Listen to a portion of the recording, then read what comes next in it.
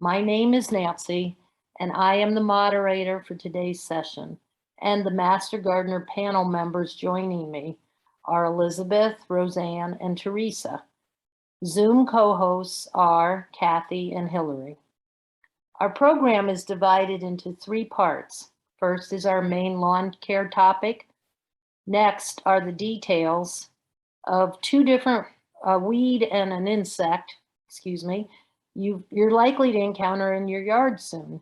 If not now, and finally, we'll answer your lawn questions, taking those we received during registration first, and then any we have in today's chat box. Okay, panel members, are you ready to begin? Our first presentation by Elizabeth is about her DIY on a service of a fall lawn care, which she personally was involved with. So let's listen to Elizabeth. You'll be amazed at the work she accomplished. Thank you, Elizabeth. Hello. It is a courageous act for a master gardener with 11 years of experience to admit she has a weed-infested lawn. But today I'm going to confess that I did and tell you how I saved my patchy, weedy lawn. But a word ahead of the presentation is that we have very little time to cover a large topic. So in the interest of time, we have added some links from other lunch and lawn presentations that will provide more detailed information on selected subjects, and you can see them in the chat box below. So with that, we will begin. How to renovate a threadbare lawn. I lived on a 1-acre property in Fairfax Station for 35 years. And when the subdivision was new, we all had full sun exposure. So our landscapes were designed for full sun. But as the time passed and the canopy grew, the exposure changed from full sun to partial shade, and then eventually many of the lawns became dense shade. It became hard to grow grass. Moss and weeds proliferated everywhere, all throughout the neighborhood, and we had wide areas of erosion. We decided to sell our house in the spring of 2020. We wanted to renovate the lawn before putting the house on the market in June 2021. The first thing I did was I called in a professional for some advice. And this is what they told me. They said, raise the tree canopy extensively to allow for more sunlight. And they said, put down sod rather than reseed. And then hire a company year-round to provide routine maintenance, such as mowing, end-of-season work, leaf raking, and so on. And when I looked at the bill that they gave me, I said, I have to do something else. This is way beyond any budget I had.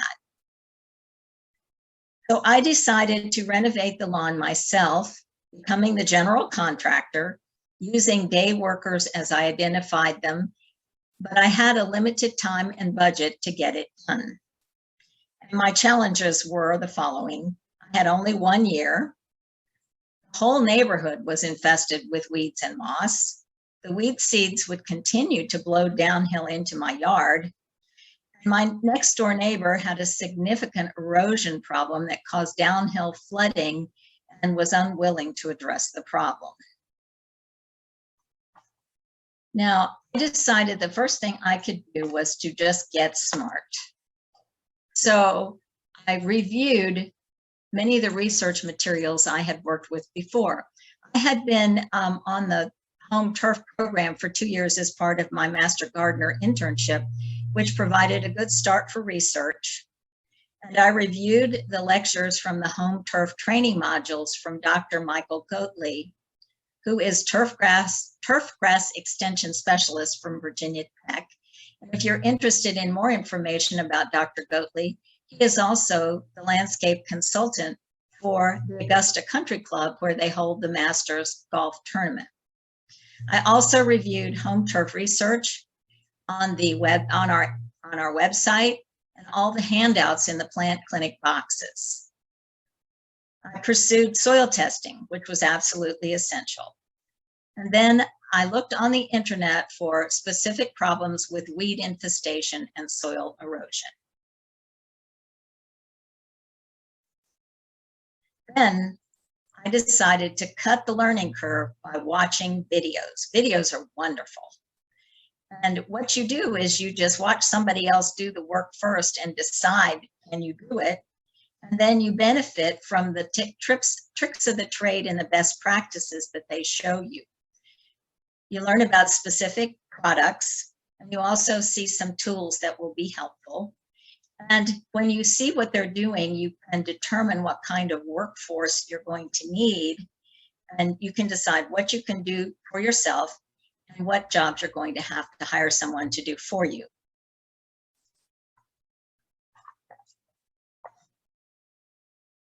Oh, I also want to mention there was a whole series of videos from Clemson Extension Service, which are wonderful. And I would suggest that you look for those. There are about 20 or 30 of them, and they're very relevant, and they will give you a lot of information that you might not have anywhere else, you can find anywhere else. Now, what the research says to do about renovating a threadbare lawn. It's really important to define the scope of your project. What are you going to do? Are you going to reinvigorate your lawn, renovate it, or resod? Reinvigorating can work very well, especially if you haven't been paying much attention to your lawn. And you just look at your basic lawn care practices to bring the lawn back to good condition. And these, of course, include mowing, watering, seeding, fertilizing, and the end of season care, dethatching, and seeding. So I decided on my own that it was long past the time when I could just reinvigorate my lawn. I was going to have to renovate it. And the reasons I'd like to give is 30 to 50% of the lawn was dead or had sparse growth. There were large bare spots. The lawn was soft and spongy with moss. There had been poor response to the watering and the fertilizing I had done. And there were broadleaf weeds and crabgrass everywhere. It seems like they had taken over. And I had one of everything. I could have done the weed walk in my yard. So, and then after the weeds, we didn't really have enough existing turf to fill in bare areas once the weeding was done. So my basic steps are to start now. Mid-August to mid-September is ideal to establish new turf. Be prepared to invest time in the project and follow the plan that you come up with. There is no halfway. You have to do what you're supposed to do when you're supposed to do it. And even if you don't feel like watering that day, you have to do it. There will be some improvement over one growing season, which is what we found out. But it's going to take at least 1 to 2 years for the renovation to make a significant impact. Now, we're going to talk a little bit about soil testing and the benefits. And if you want to look at the LNN number 2 soil testing presentation, that will give you some very detailed information about what you need. Soil testing is essential. It's available from our Fairfax County Master Gardener Association plant clinics or at local Fairfax libraries. It is important to understand the chemical basis of soil, get the best results, what's going to give you the greatest uptake of nutrients. You start with weed control and identify culprits and any special requirements for eradication. I'm going to take a sip here.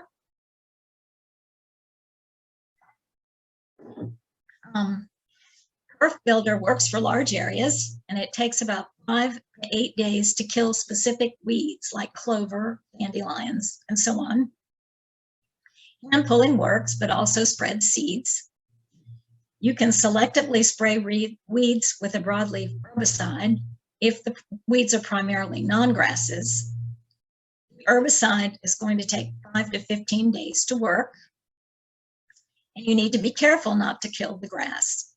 Now, I have two numbers in this slide, 5 to 8 days and 5 to 14 days. And those days have to be figured into your month-long period. So you already have almost 2 weeks before you can even begin to plant any seed doing the preliminary work.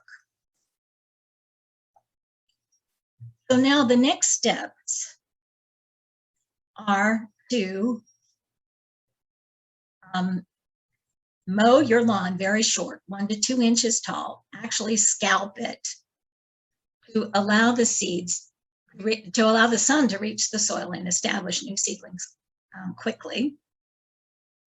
And you want to dethatch. Hand raking works for small areas, and I actually did hand rake a 1 acre yard with the help of 2 teenagers who needed to make some money. We raked a couple of hours a day for about 3 days. And if you have expansive areas and don't have any teenagers available, you might want to use a vertical mowing machine, a power rake, and you can rent it or hire a professional landscaping company. You also have to bag or compost your thatch. Then you want to provide adequate soil moisture, watering the area before you seed.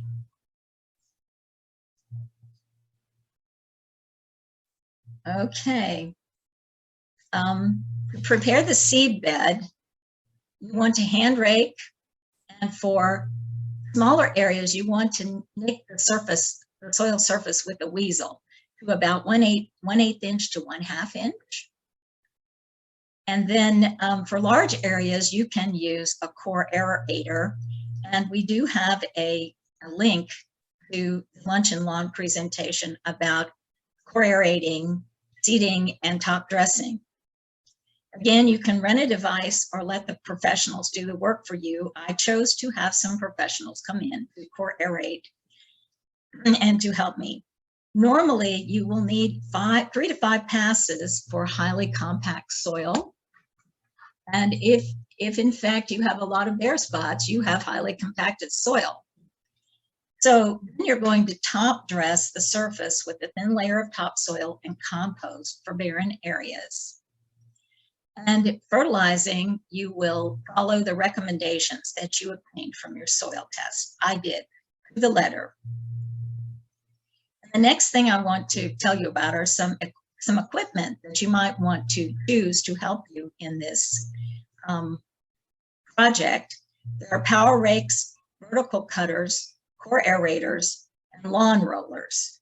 And I enjoyed reading up on all of these devices to find out what they could do.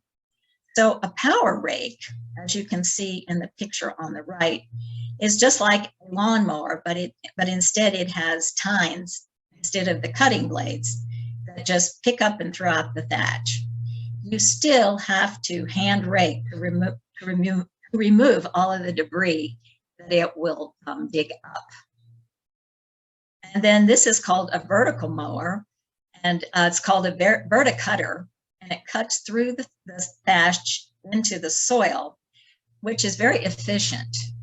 And it gets the thatch pulled out very quickly.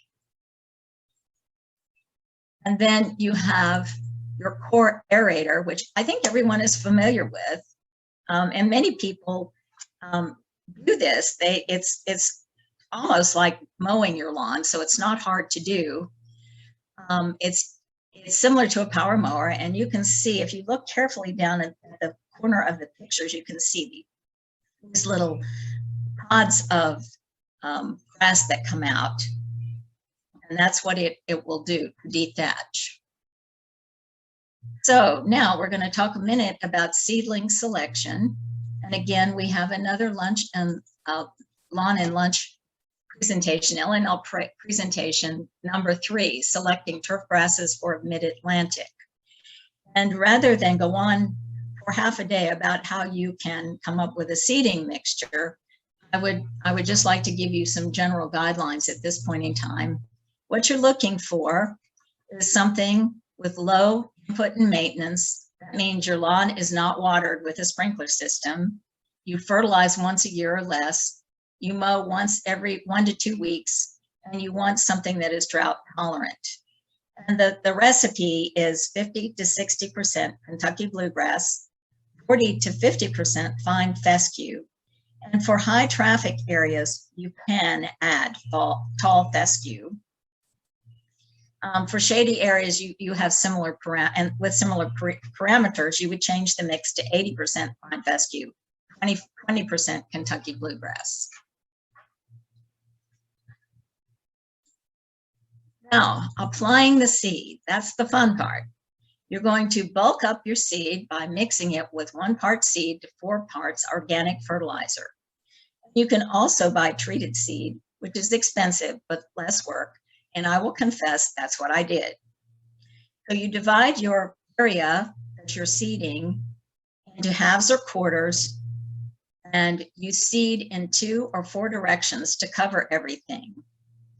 You can use a little hand seeder to cover bare patches that are less than 8 feet in width.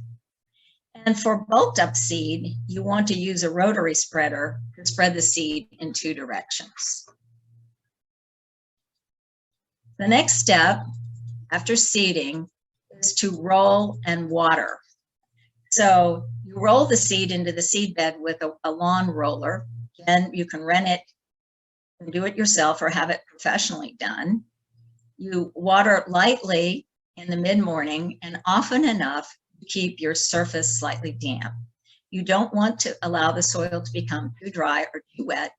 And I admit it's hard to become too dry in August when we have all the rain. So keep the area moist until all the seeds have germinated. The fescue will germinate first. And being shy, the Kentucky bluegrass can take up to 2 to 3 weeks. You allow the seedlings to grow and become established.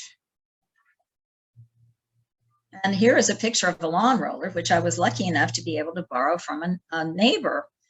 And it is water or sand filled, and you can either use it as a separate tool, or you can attach it to a riding mower to make it a little easier. Okay, as a last step for seeding, you want to cover your newly planted seed bed with straw to reduce the amount of seed carried away by the wind or the birds. You use straw, not hay, because hay has alfalfa seeds that will germinate along with the grass seed. The straw will retain moisture in the seed bed during the germination, and you leave it on top until the new grass seeds have germinated and are tall enough for mowing. And it was always greatly satisfying for me to go out and look at my yard as the straw was on top of the grass, because I could see the new grass germinating, and that really gave me a great thrill to see that I was being successful. And you will want to, talking about the straw, you will want to allow 1 bale of straw for 500 feet of lawn, square feet of lawn. Now, in the scheme of things where we talk about reinvigorate, renovate, or resod, resodding is an alternative for lawn renovation if your entire area is totally dead or totally weed infested, if you want to establish a new lawn within 1 to 2 months. And the pros of resodding is the results will be uniform, immediate, and extremely beautiful. The cons are it is back-breaking work for do-it-yourself and very expensive if you have it done professionally. And the one thing you need is you will need an irrigation system for success, because you need to water consistently in order for the sod to germinate. I'm not going to tell you much more about resodding because I didn't do it and I don't have any experience. However, it is one opportunity in the event you're looking for something else other than reinvigorating or renovating. Now, here are some references that I used when I was doing my research, and I found them to be very useful. There is an article Renovating a Lawn for Quality Sustainability from the University of Minnesota. And then I enjoyed reading this article on vertical mowing. I had never heard of vertical mowing, and I was very interested to see what it had to say. There are 2 fact sheets from Clemson that are extremely good. And I'm a big fan of Clemson, even though our group is sponsored by Virginia Tech. It's no slight to Virginia Tech. Clemson is good. But I really thought that I got a lot of helpful information from these fact sheets, one on aerating and one on lawn establishment. And then the one reference I enjoyed reading very much, and it was far more information than I could possibly use, but it was absolutely fascinating. Lawn renovation equipment from the University of Maryland Extension Service. Very complete, very detailed. Lots and lots of good information about what kind of tools you can use. And then, of course, Virginia Tech Soil Testing Lab sampling instructions. And as I close out, I will say that I think my project was very successful. My neighbors would come up to me and say, "What have you done to your lawn?" Which I think is the ultimate mark of success.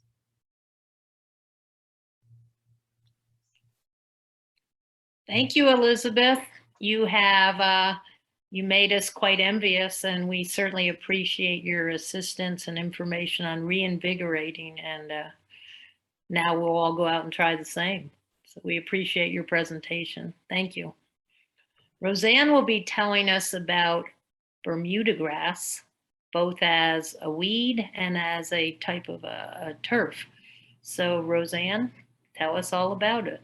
Yeah, well, thank you, Nancy. Yep, Bermudagrass, lots of fun. Hold on. Let's see. I'm having some issues with the screen. Let's get back on track. There we go. All right, so Bermudagrass is a warm season turf grass, as opposed to the fescues that Elizabeth's been talking about. Those are cool season grasses. So it's got kind of a medium to fine texture. It can grow up to 2 feet tall, which can be kind of scary when you think of it as a weed. But it has excellent heat, drought, and salt tolerance. So that's one reason it can last when other things can't. It goes dormant in the winter, whether your fescues are going to be green in the winter.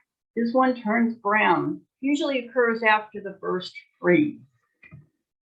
So how do you identify it? Well, the leaves are kind of a gray, greenish to bluish green in color. They're about 2 to 8 inches long, with about 1/8 to 1/4 inch. They have very sharp points with rough edges, but their texture is very soft, and they form these dense mats. They have seed heads that appear in mid to late summer, and these can be identified because they have 3 finger-like spikes that join at the top of the main stem. But Bermudagrass is non-flowering, so you're not going to see any flowers on those seed heads. The root system has creeping stolons and rhizomes, which is great if you want it as a grass, but not as a weed because it can spread easily. So what about the habitat? It's actively growing in spring, summer, and fall. As far as soil goes, it tolerates a wide range, pH 5 to 8.5, prefers kind of average to dry to medium, well-drained soil, but it's tolerant of all different types of textures of soil. Your clays, your looms, your sandies. It's not going to be too particular there. So we know that it's a vigorous spreader because of those rhizomes. Prefers full sun, usually dies out in the shade. So if you have a shady yard, you probably won't be seeing this, but it has a rapid regrowth rate. So if you've got this full sun, vigorous spreader, rapid regrowth, boy, you could have some problems. So what about Bermudagrass? It's interesting because you can think of it either as a grass, or if you don't like it, it can be considered a weed, okay? It's used primarily as a grass in athletic fields and golf course fairways because it has a high tolerance for wear and tear. In fact, I just learned yesterday that the FedEx field has a new proprietary game on green Bermuda grass, and they're putting these in a lot of the football stadiums for the players because of that high tolerance. So if you're one of those people who wants the same thing as the NFL, there you go. You've got some Bermuda grass. How do you care for it? You want to mow it regularly. You only need a height of about 3/4 to 1.5 inches, as opposed to fescues, which you want 3 to 4 inches. You should fertilize it during the growing season. And because of those dense mats, it's going to need some regular dethatching. What are some of the problems? For the most part, nothing serious. White grubs, sod webworms, which we discussed in our lunch and lawn program on June 23rd. We have some cutworms, some army worms, which we're seeing more of. Also talked about on the lunch and lawn program on April 14th. And then some mole, crickets, and mites. Interestingly enough, Bermuda grass is a major cause of hay fever. So we were kind of snickering when we found out it was going to be in the stadiums, because you think of all the people there who might have hay fever reacting to that Bermuda grass. So get a little chuckle out of that one. So Bermuda grass looks similar to Kentucky bluegrass. So I thought I'd bring up just a little bit of a comparison of the two. So Bermuda grass, you can see, suited drought prone areas, whereas Kentucky blue is less drought tolerant. Bermuda grass is best in zones 7 to 10, meaning warmer areas, as opposed to the Kentucky blue, which is hardier in zones 2 to 7, which are colder regions. So further up north from here, they see more of the Kentucky bluegrass. Bermuda, as you can see, resilient in high foot traffic areas, and Kentucky blue, it can recuperate from the wear and tear. It's great for your all-purpose lawns if you want to think about it, but it's less resilient and desirable for that high traffic. Bermuda is wiry texture. The leaves are kind of smooth and pointed, as opposed to the boat-shaped tip on the Kentucky. Looking at the color, we talked about the color of the Bermuda grass. Kentucky is a nice dark green. Bermuda, you want that low growing. As I mentioned, frequent watering is best for that quality of grass if you're looking for turf grass. Whereas with the Kentucky bluegrass, you only want to mow it low in cool weather, taller in the summer with frequent watering. Okay, if you're going to choose Bermuda grass for your turf grass, opt for the hybrids, which are finer and thicker and greener.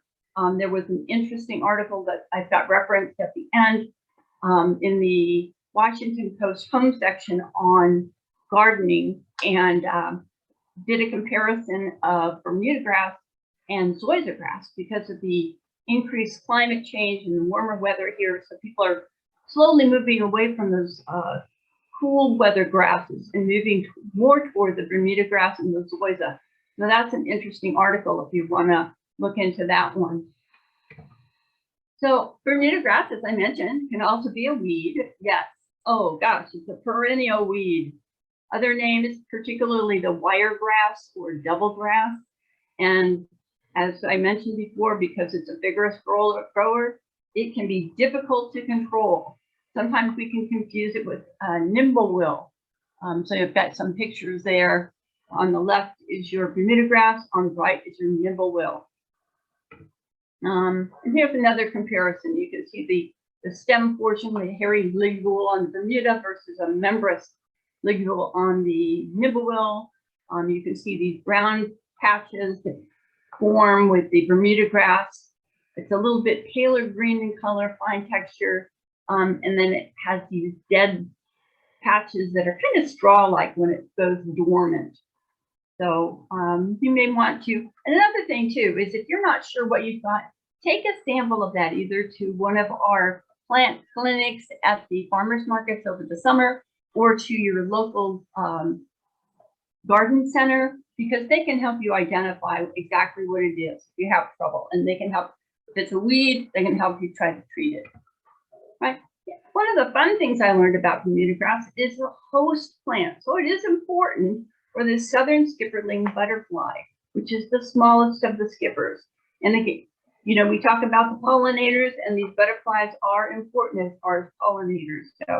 So he's kind of a cute little guy there.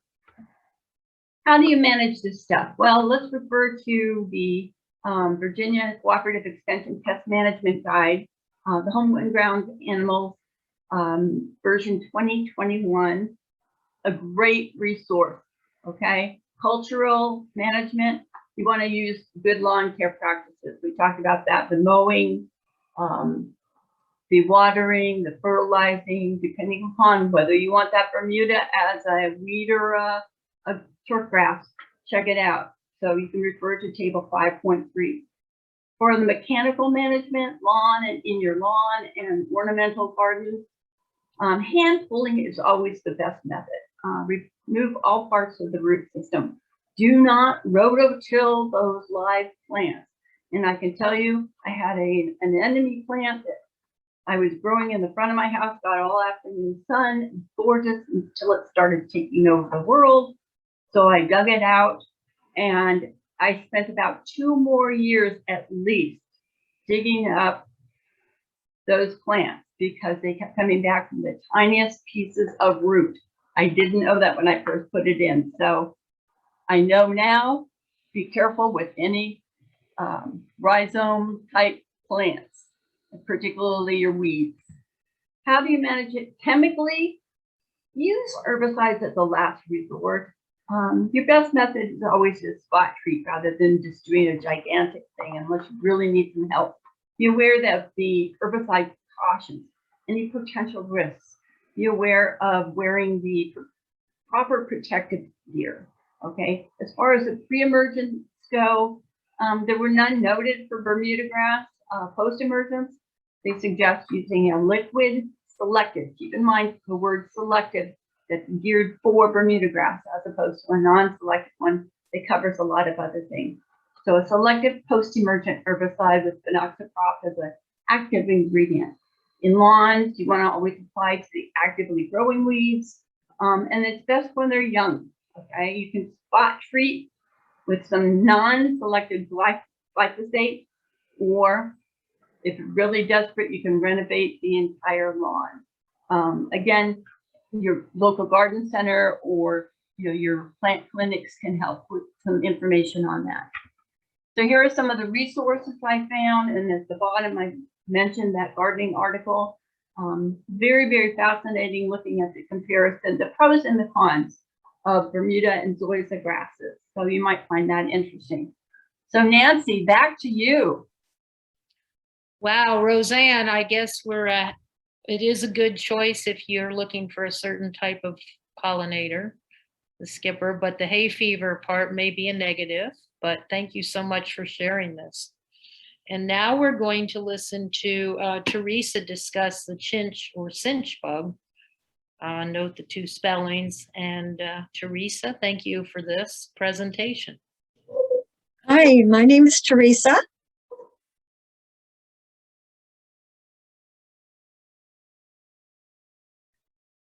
The chinch bug has 5 life stages or instars. There are several chinch bugs that feed on turf. The hairy chinch bug is the most prevalent in our area. The common chinch bug and the southern chinch bug. Southern chinch bug has a black body with white wings.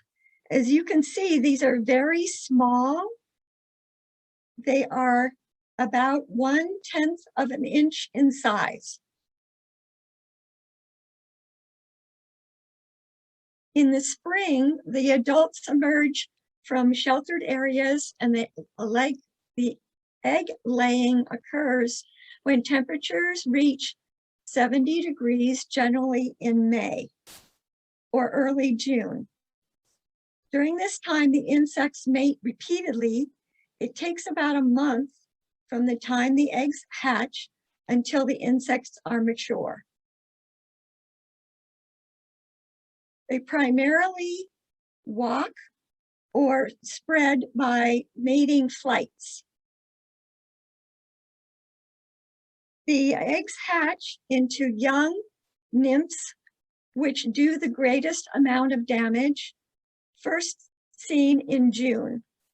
Turf can be damaged quickly as the bug population multiplies. Adults appear in July. The second generation of chinch bugs appears in August.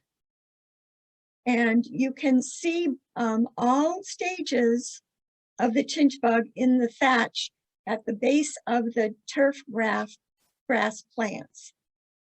They damage the grass by feeding on the phloem sap and inject toxin that kills the plant tissue. The adults of the second generation appear in September and seek overwintering sites, often built around building foundations.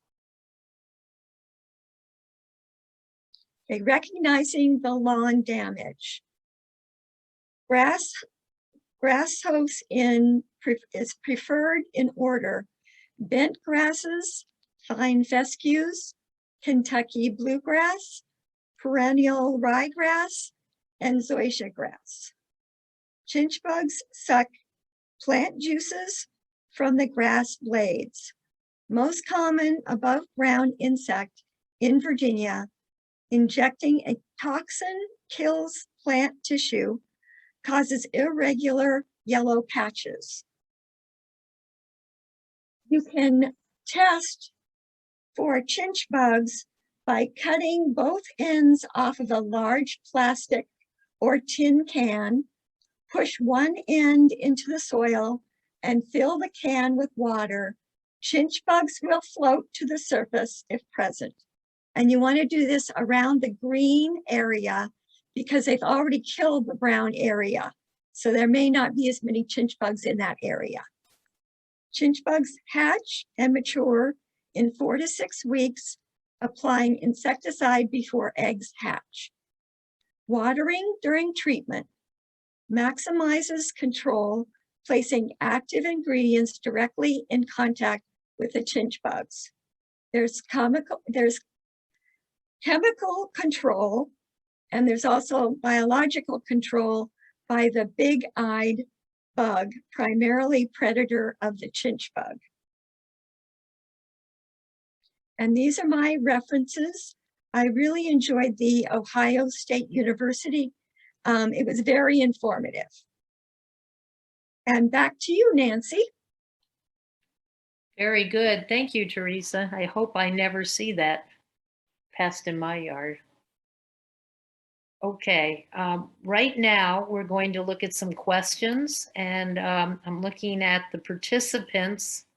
Are there any questions among the participants? And if you wish to ask a question, please unmute yourself.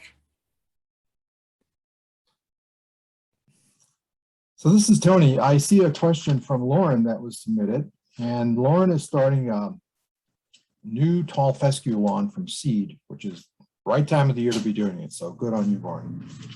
And she wants to know what kind of fertilizer or weed control regimen should she follow. Well, the first thing when you're talking about fertilizers, when you go to buy them, you'll see 3 numbers on any fertilizer bag, and they signify nitrogen, phosphorus, and potassium in that order.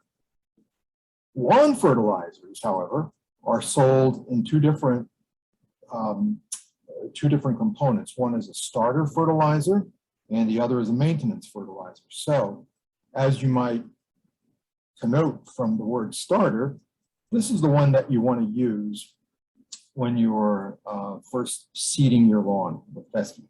So starter fertilizer differs from a maintenance fertilizer in that it contains phosphorus. The maintenance fertilizers that you'll see on the shelf will have 0 for that second number. So why do we want to have phosphorus for starter fertilizer? Well, the phosphorus stimulates root growth and enhances plant vigor early in the plant's life. And most important, when the grass is first establishing roots, and it remains, it's important to feed off of it as the new blades continue to grow. Now, once that grass is established, after a first cutting or two, don't use the starter fertilizer anymore. if you're going to use fertilizer at all, and we recommend maybe after 30 days, apply a maintenance fertilizer, and that will have no phosphorus in it. Now, why do we have 0 phosphorus? And one of the reasons is our Northern Virginia soils and all middle Atlantic states in general do have sufficient phosphorus for regular growth sustainment. The other thing is we all feed into the Chesapeake Bay, and phosphorus is a major pollutant in the bay. So while it's allowed for an early germinating plant, you don't want to use it later on. So again, look for the starter fertilizer, the one that will have a number in the middle. And there was a question also, well, what about the weeds? And at this point, I think you're more concerned with making sure that grass seed gets off to a good start. Hopefully, if there are any remaining residual summer weeds, they're going to die. And maybe the best time to look at weed prevention would be by putting a weed preventative down in springtime. Now, you will have winter weeds too, but the choice right now is, you don't want to put a weed preventer down, which is going to prevent weed seeds from, or your grass seeds from germinating. So defer in favor of the grass seed, and then come spring, you can consider putting a preventer down for your weeds. Did that answer the question, Lauren, or do you have anything further? No? Can you hear me? Yes. Oh, yeah. No, that's great. And that's super helpful. I did my soil tests with Virginia Tech prior to starting the lawn. And so I did all the recommendations for, well, I killed the existing, I removed it all. Right. I leveled my soil, and then I tilled in the recommended amounts for, I can't remember off the top of my head what it was, but nitrogen and lime were the big things that they needed added to the soil.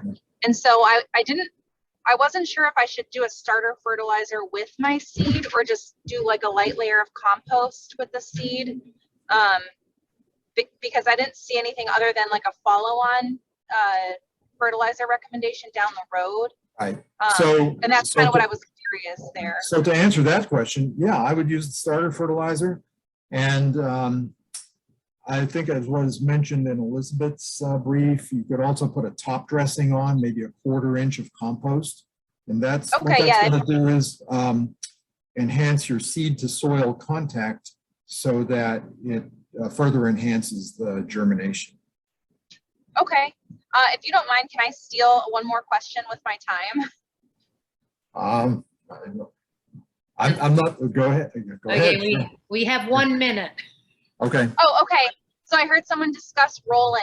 I've heard mixed reviews about rolling because it will then compact the soil also.